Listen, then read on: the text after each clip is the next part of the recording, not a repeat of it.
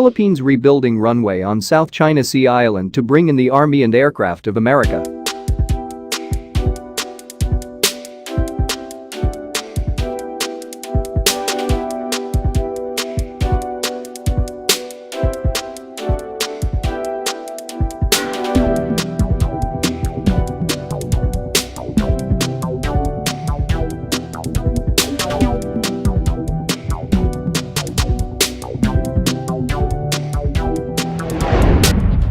The Philippines has started repairing a runway and upgrading other facilities on Thitu Island, the South China Sea territory that was last year the scene of a standoff between Chinese and Philippine vessels, according to a Washington-based think tank. Satellite images taken on May 17 show two barges anchored near the western edge of the runway, one of which appears to be fitted with a grab dredger, which comprises a crane with clamshell bucket, the Center for Strategic and International Studies said on Saturday. The airstrip on Thitu Island was built in the 1970s and was the first of its kind in the Spratly Islands. Over time, however, the western end of the runway crumbled which, coupled with the poor condition of its surface, made it difficult for aircraft to take off and land. Besides the repairs to the runway, 7 new buildings were built on Thitu last year, 4 of them close to a residential area on the eastern side of the island.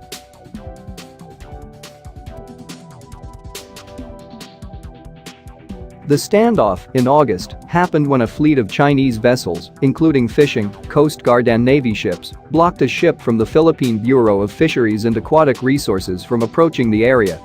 Philippine Congressman Gary Alejano said at the time that a helicopter dispatched from a Chinese Navy vessel had also been seen flying over sandbars to the northwest of Thitu. The Philippines had long planned to repair its facilities on the island, but the work was put on hold, apparently in response to protests from Beijing. Colin Coe, a research fellow with the Maritime Security Program at the S. Rajaratnam School of International Studies, said the decision to proceed with the repairs and upgrades on Thitu might be a sign of the growing domestic pressure on Philippine President Rodrigo Duterte to stand up to Beijing. There have been numerous developments.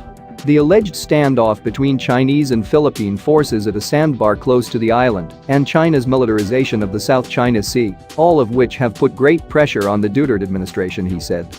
It seems they have fueled calls from the Philippines' political, military and civil circles to revive the refurbishment and upgrading project.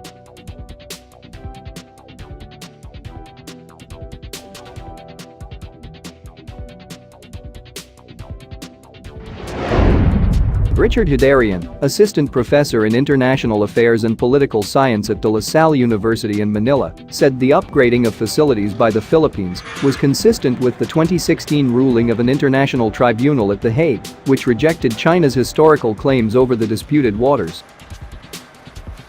China's rapid militarization of the disputes is clearly forcing other claimant states to fortify their position, he said. The Philippines, which has continuously and effectively exercised control over Thitu and other disputed land features over the past 4 decades, seems far from engaging in any activity anywhere near what China has done, or even Vietnam. The South China Sea is a resource-rich area claimed by Beijing, the Philippines, Vietnam, Malaysia, Brunei and Vietnam. The United States is not a claimant state, but has sent military vessels to the disputed waters for freedom of navigation operation.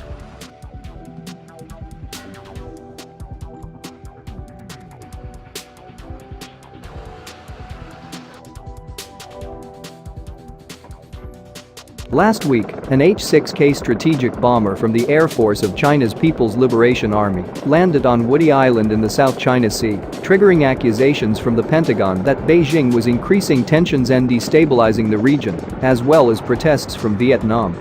China has been steadily building up its civilian and military facilities in the disputed waterway. According to a recent Reuters report, which cited satellite images, China now has almost 400 buildings on Subi Reef, the largest of its 7 man-made outposts in the Spratly Islands. Neighboring Mischief and Fiery Cross reefs are home to almost 190 buildings and other structures, and analysts have said the combined facilities are sufficient to accommodate a regiment of between 1,500 and 2,400 troops. Coe said that in light of Beijing's building spree, it was likely that other claimants to the South China Sea would feel it necessary to review their infrastructure on the disputed islands.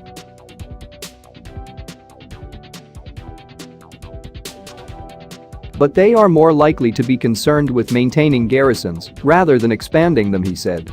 The one possible exception was Vietnam, which had in recent years reportedly been engaged in a small-scale compared with China expansion involving land reclamation and defenses, he said.